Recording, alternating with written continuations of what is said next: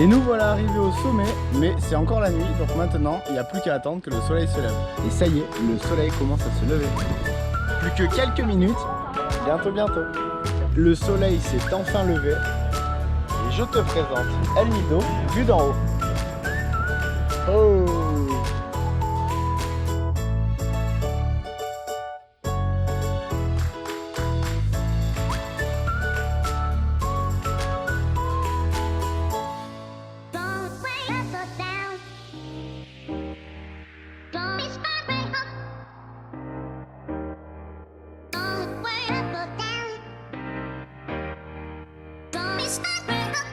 Là, il vaut mieux pas glisser.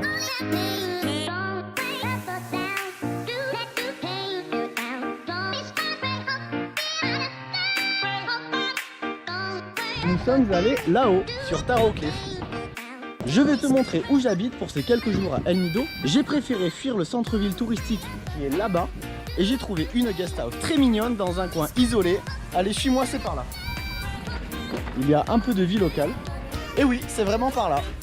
L'accès est très sympa. Et en plus, regarde, on a une vue sur El Nido, c'est parfait. Hop, maintenant c'est par là. Là, on arrive carrément chez les gens. Mais c'est ça qui est trop bien. Hello. Hello. Allez, ils disent même bonjour. Ce petit village, c'est une sorte d'annexe de El Nido qui n'est absolument pas touristique et il n'y a que des locaux.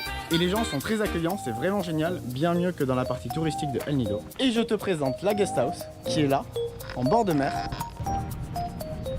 Est-ce que c'est pas très mignon?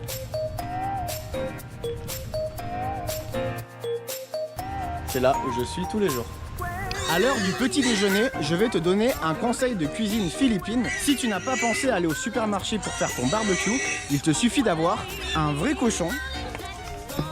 Alors ça, c'est avant. Et après. Alors je vais te montrer à quoi ressemble une pharmacie à El Nido. Voilà, ça ressemble à un petit magasin comme ça, qui a l'air très sympa. Sauf qu'une fois dans la pharmacie, tu peux aussi acheter des conserves de viande. Tu peux acheter des boissons, mais tu as aussi des médicaments. Dans la pharmacie, tu peux aussi acheter des noodles, si tu veux. C'est une pharmacie tout en un. Exactement comme à Coronne, ici à El Nido, tu as tout un tas d'activités pour aller voir tout un tas d'îles paradisiaques, mais je ne ferai pas ça ici.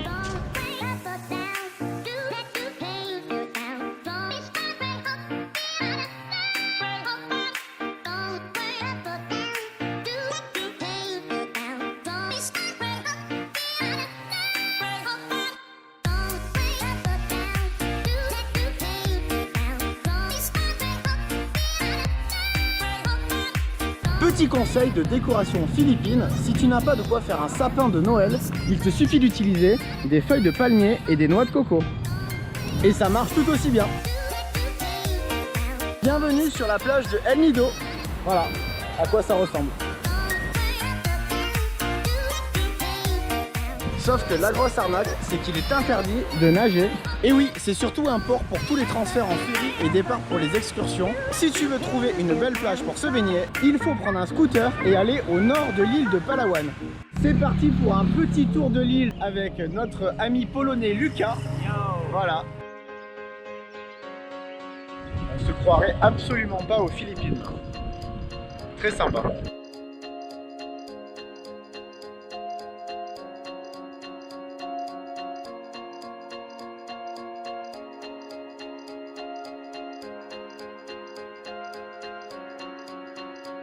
Nous voilà arrivés dans le village de Sibaltan, au nord de Palawan.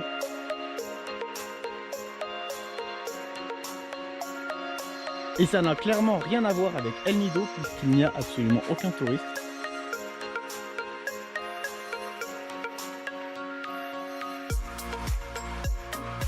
Ils sont très gentils. Elle est très timide. C'est très sauvage, c'est très sympa. Il n'y a plus d'eau dans la mer, c'est la sécheresse, regarde ça. En fait c'est juste marée basse, mais quand même. Donc là nous avons un cimetière de noix de coco. Il vaut mieux pas se prendre ça sur la tête. Alors avec des noix de coco, on peut aussi jouer au football, regarde ça. Hop, ça peut faire très mal aux pieds. mais quand on n'a pas de ballon, ça peut dépanner. Hop. On peut aussi s'en servir pour assommer des gens.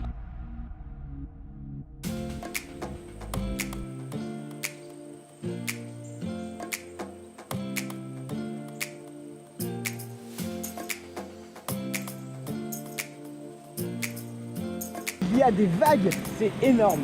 Et bienvenue à Dooley Beach, une plage où tu peux surfer. Regarde ça, c'est excellent. Alors on se croirait à l'océan Atlantique là, hein. C'est exactement pareil.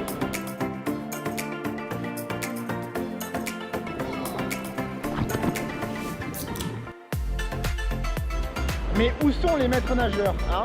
Je te le demande. Il n'y en a pas. Il y a des gens en moto sur la plage.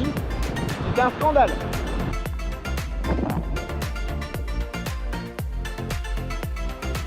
On est calé là quand même.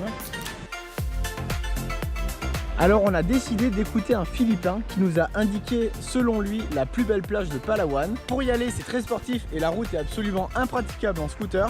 Mais je pense qu'il a raison, cette plage n'est pas connue ni sur les guides ni sur la carte. Donc ça va être un vrai bijou.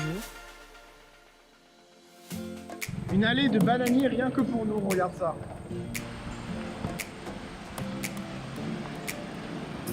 Et voilà cette fameuse plage secrète, il avait raison, il n'y a personne, nous sommes les seuls touristes. Voilà, comme quoi il vaut mieux écouter les Philippins que les guides touristiques, eh oui.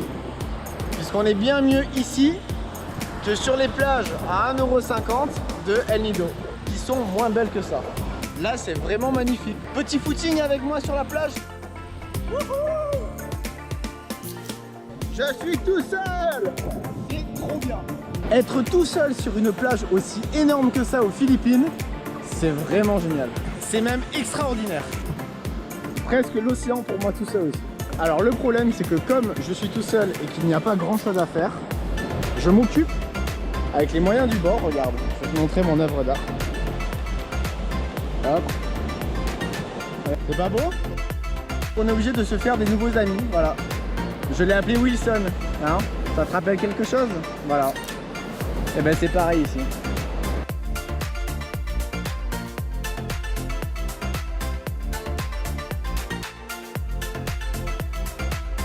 Bienvenue sur Datila Beach. A titre de comparaison, me voilà sur Nakpan Beach, une des plus célèbres de El Nido. C'est la même que celle qu'on vient de voir, mais extrêmement développée pour le tourisme avec des transats et des restaurants. Voilà.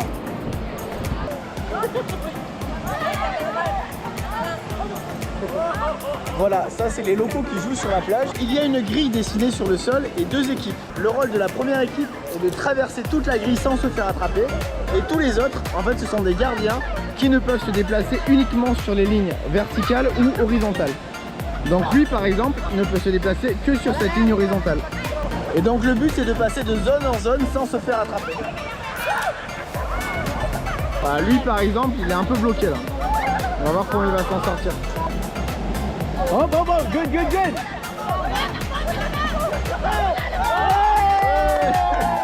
Voilà, il a gagné, il a réussi. Bravo. Bravo.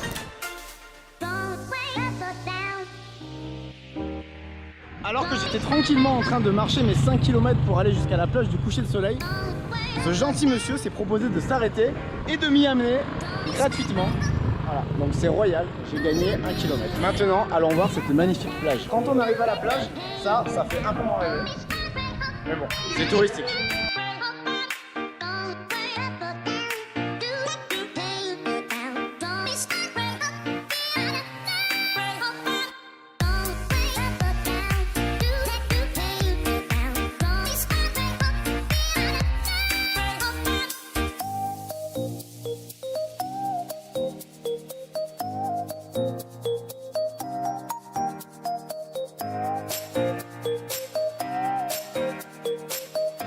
Alors là, je t'avoue, je vais avoir du mal à trouver de quoi me plaindre.